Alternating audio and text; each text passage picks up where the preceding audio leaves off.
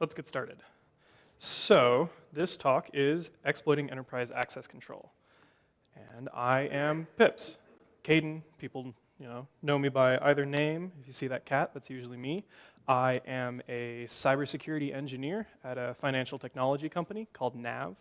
But before that, I was an access control architect at an MSP. So we would go through, audit buildings, figure out how to install access control for them or retrofit what they already have. If you want to get a hold of me, my Twitter @pips801, email, you can hit me up, pips@dc801.org. Let's jump right into it. So this talk, what I want to cover, what would make this talk a success is if you walk away with a bit more knowledge about how RFID works, kind of what goes into it. You learn how access control is usually implemented, how buildings usually set up their access control, what some of the benefits are, and you kind of get how access control can be exploited when it's not installed right, or when, or just with how access control often works. And the last thing is, maybe you walk away questioning how your company or, your apartment building implements their access control or how it works. So let's start with what RFID is, because, not everyone knows, or it sometimes is a little bit weird. So in RFID, it's not magic. It works pretty basically. It stands for radio frequency identification, and it's basically close range one-way communication. It's very similar to NFC. NFC stands for near field communication, very similar to radio frequency identification.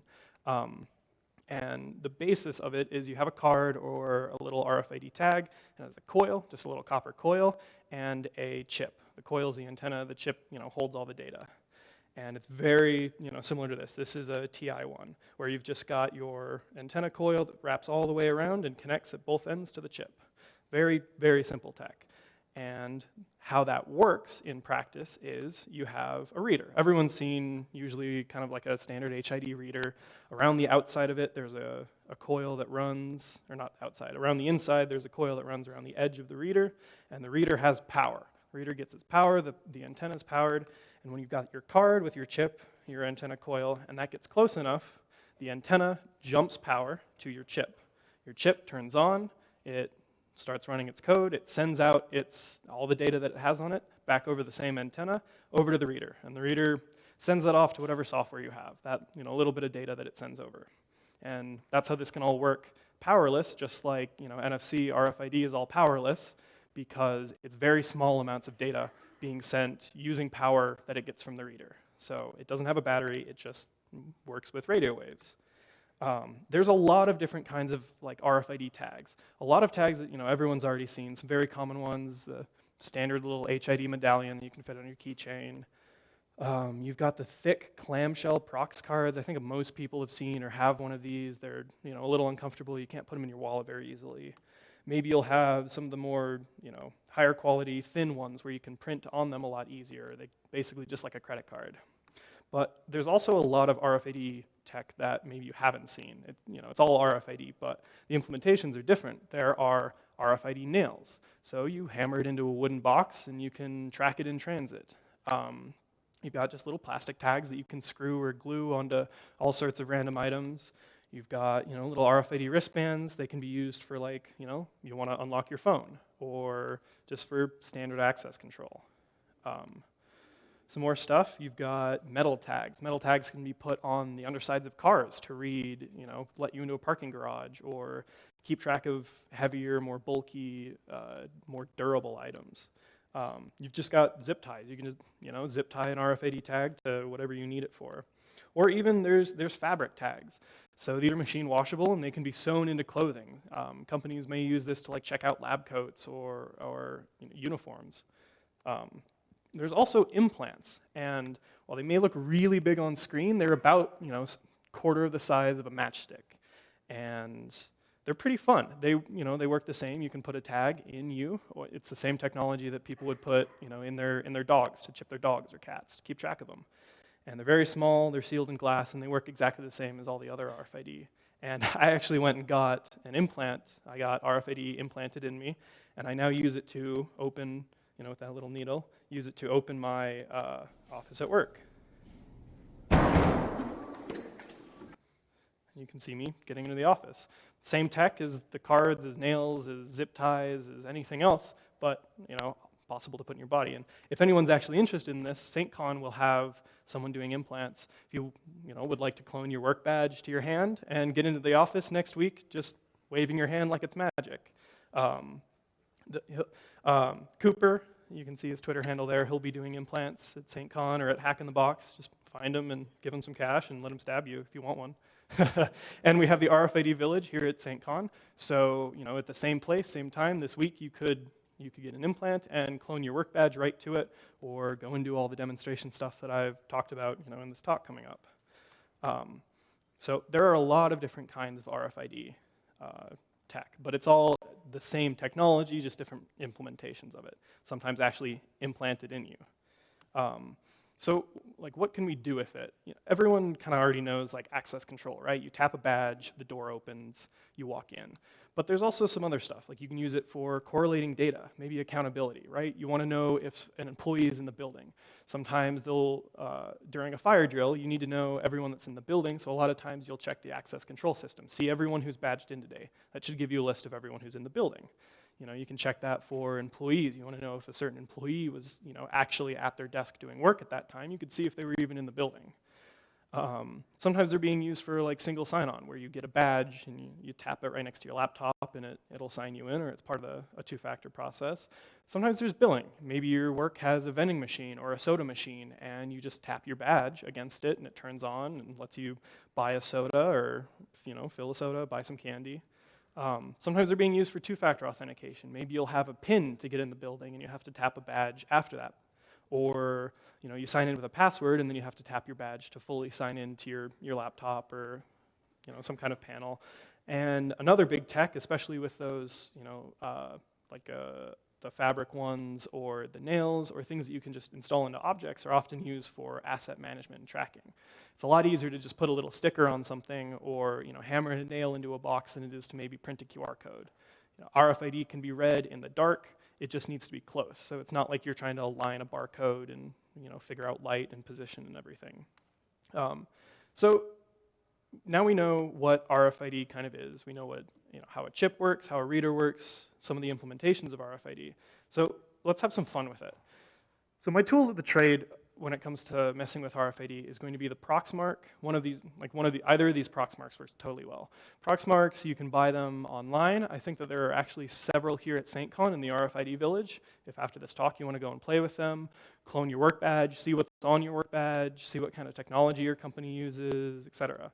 And they're they're a little expensive, but there are cheaper versions of the Proxmark, and some of them do high frequency and low frequency. You can crack hotel keys, some of the high frequency stuff, NFC, etc. So what can we do to actually exploit RFID? Well, we know all chips are readable. Obviously, by design, they have to be for it to work. And just about all chips are writable. It's kind of a back and forth process with the writing. And let's say you're a company, you pay another company to come in and install your access control. They retrofit all your doors, they install readers, and they give you a big fat stack of cards. And if you can see, this is a big old stack of cards. It's in an incremental stack. So the serial number is the data that usually gets sent from the card to the reader in the access control system. So it's not like it's big UUID or anything. It's sometimes just a 6-character, 5-character digit. And an access control company will just give you a big old stack of sequential cards. Well, the problem is, they're assigned as needed. Someone grabs the top card in that box, they swipe it, they assign an employee to it, maybe they print a badge number and they hand that out. Now that employee has that. But if we can read someone's card, we can copy it or replay it. And in fact, I'll even show that. This is using the Proxmark to read a tag. And so you can see right here, here's the tag ID, which is essentially the 3 pieces of information that's stored on all HID cards, the standard kind of low frequency access control that just about everyone has. It's the pieces of data is a format length, how many bytes are supposed to be on the card, a facility code, which is essentially a facility code stays exactly the same for a facility, obviously facility code, and then the card number is what increments up and down. The card number correlates to the serial number that was printed on the box. And that's it. That's incredibly basic data. That's all that an access control card sends to an access control system, full stop. That's it, a little bit of data. And so if we can read it and we can copy it, and in this video, we copy the card, so we record it and we clone it. And that means we're taking one card with a Proxmark, we're reading it, and then we're taking another card, taking that data and writing it right to that card.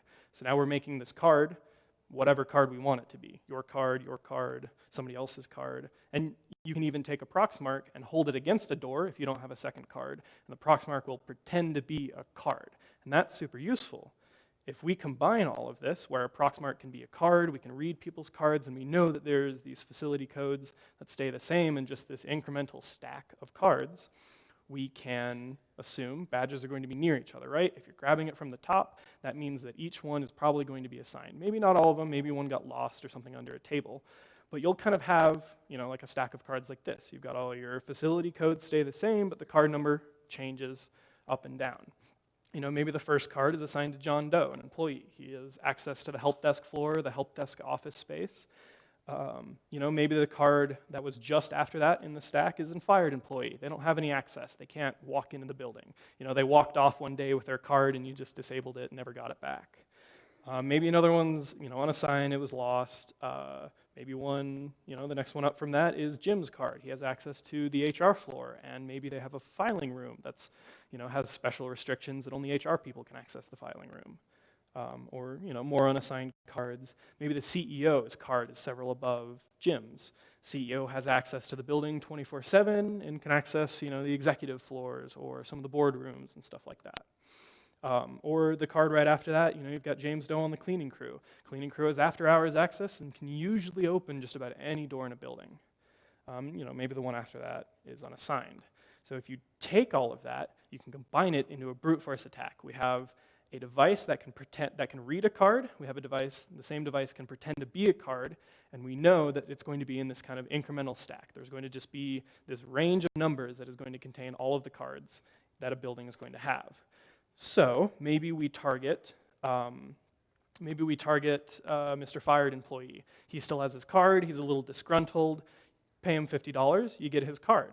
While that card may not open the door, it will be in the stack. You've got, from that card, the facility code that this building now uses, and that while their card number may be disabled, 1 up or 2 up or 3 down, there's going to be, in that serial number, there's going to be a card that will open the door. So we can brute force it. And I actually have a demo of using the Proxmark to brute force a door at my old office.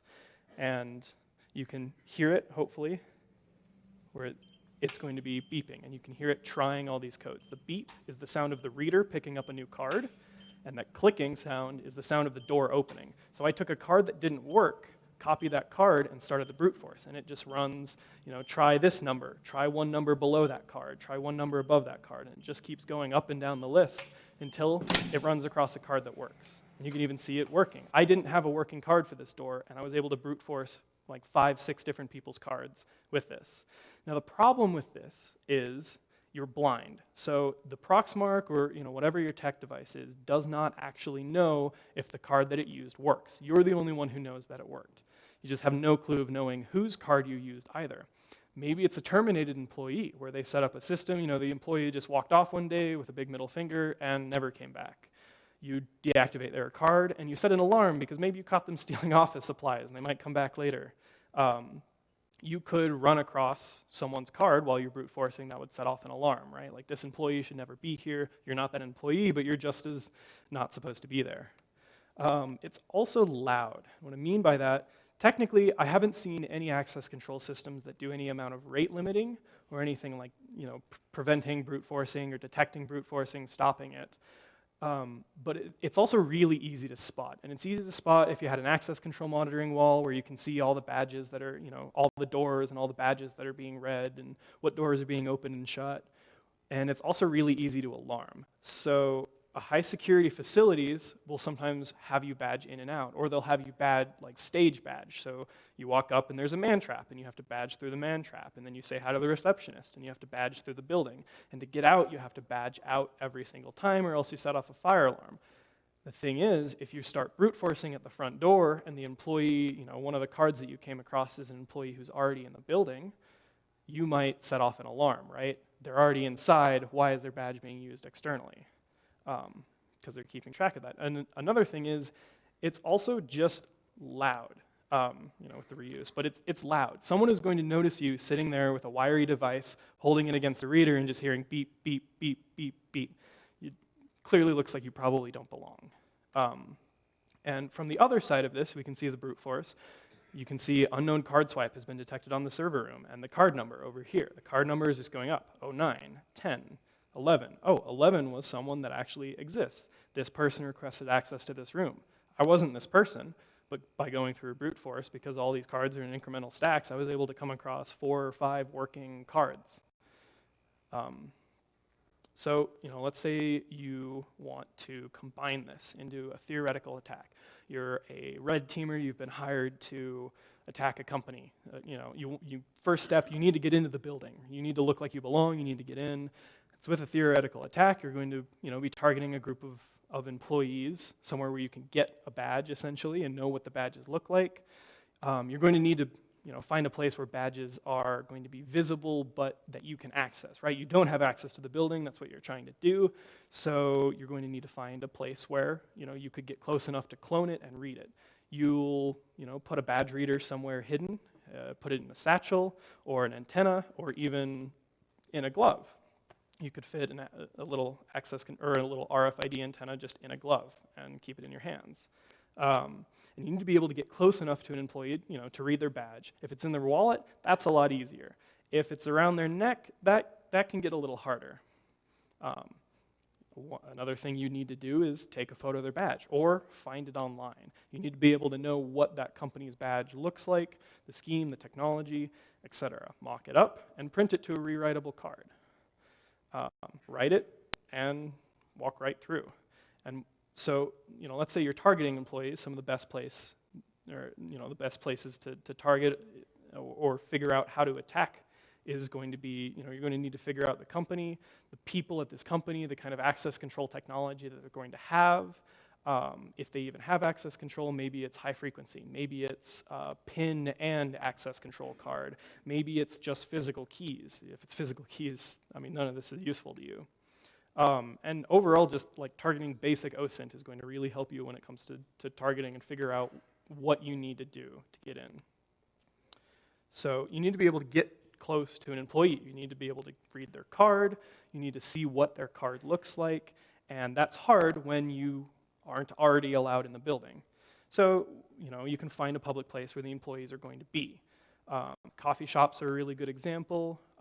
Elevators are a great one. It's close quarters. People's badges are around their neck. A lot of times, buildings are shared spaces, so the elevator is considered public. Or public transportation. Maybe you find a route or there's a bus that goes directly to that office or that office complex.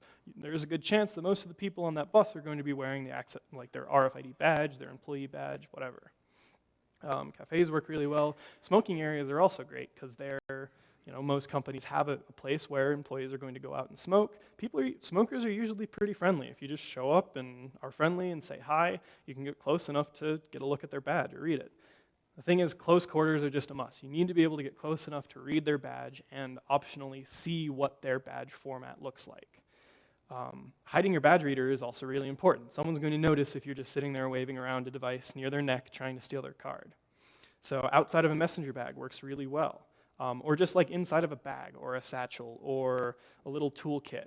Put it right on the edge of it, and so no one knows what's in there, but you can get it close enough to tap against someone's card or their badge. Or long-range readers are definitely a thing, and you can see some demos. Long-range readers are usually used for parking garages, but you can buy an antenna or one of these readers and retrofit it to be able to use it more maliciously, like you can with the Proxmark. Or you can put it in a satchel and be able to read from close enough, or even, this is the antenna for the Proxmark 3, which is small enough that you could fit it in your hand. If that's in a glove, as long as it's winter where it makes sense to wear gloves. If you're doing this in the summer, it's going to be a little obvious. But you can hide it really easily. Then you need to copy it, right? So you need to get close enough to read it. You can brush against someone, trip, stumble, get bumped, etc. get close enough to read it. And there's actually a scene from Mr. Robot that goes over exactly that. Pardon me. Already paid. Just want to pay my respects. Thank you. Thank you. Ooh, I'm sorry, man. Sorry. Just want to pay my compliments. Hey, excellent coffee, fantastic service. Buy yourself something nice.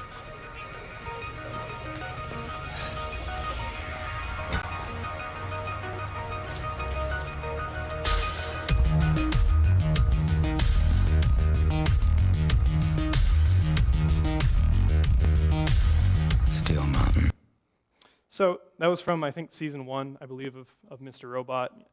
One of the great things about Mr. Robot is like just about every attack that they do is real world. You can go and do these things. They may not always work the same, but Mr. Robot is very true to form as to like how it would actually work. And that's a prime example. They put a reader in the outside of a bag and was at a coffee shop and was just, oh, sorry, stumbled, bumped into you, wanted to put a tip in the jar and walk away. Suddenly you have a card that'll open a door to a facility. So you need to be able to clone it, right?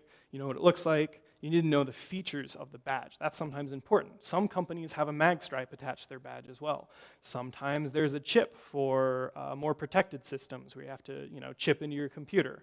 Or maybe it's double-sided, right? Like they print your face, your name, the company logo on the front, and then rules on the back. Don't leave this badge out, et cetera, et cetera.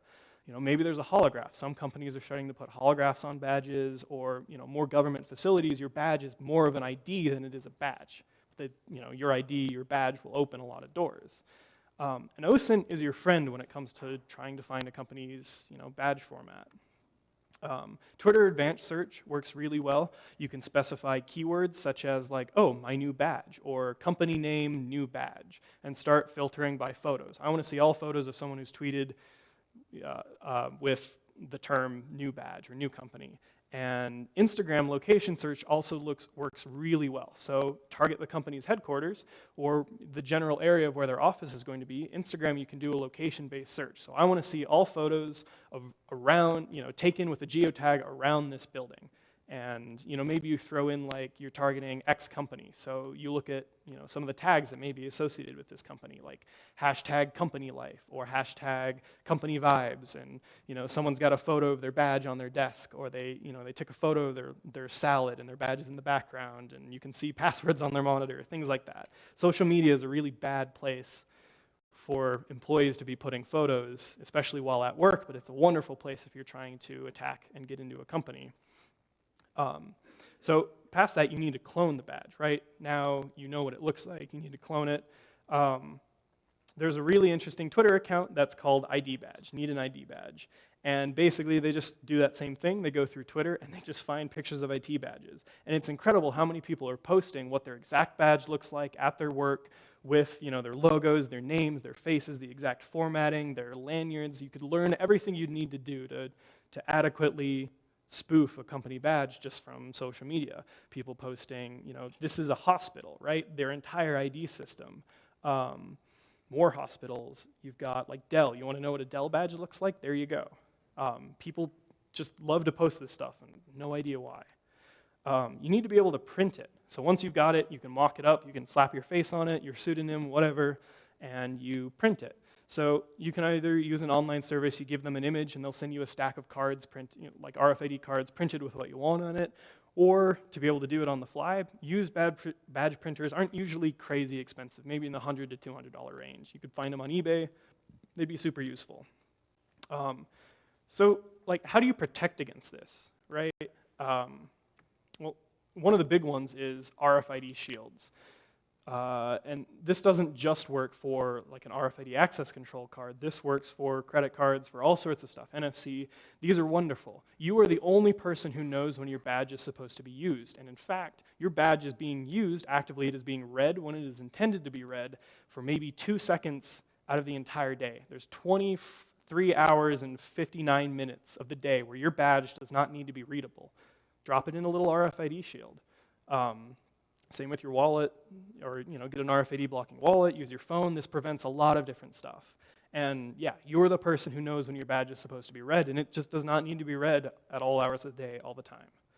How do you prevent this, right? So RFID shields work really well, and training your staff is super important. Training your staff to question people they've never seen, right? Like that's kind of like social engineering prevention 101. Look for the people who you may not have seen. Even if it's a new employee, go and introduce yourself, right? Like, ask to see their badge.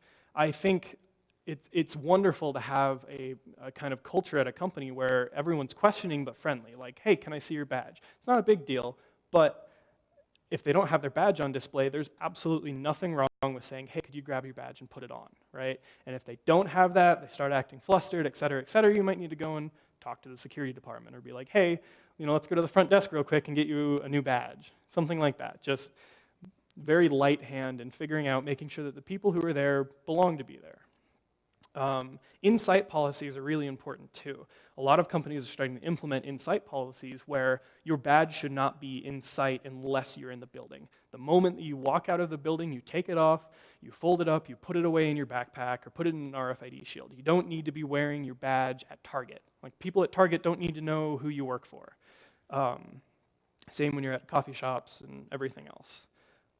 Security staff to check badges and faces. Now, sometimes this is a software-based thing, but a lot of new companies or a lot of new access control systems, you won't just assign a badge to a person and you barely keep track of that. You take a photo, all the details about this employee that you give this badge to. And now access control software, up at the front desk, there'll be a little monitor where you tap. If you tap your badge, your photo, the photo associated with that badge, pops up on the front desk computer. It doesn't take any interaction. It's just a very quick look. And it's, look at the photo, look at the person. Is that the same person? That would stop most, attacks where you're cloning somebody else's badge, because you're really trying to associate this badge to that person.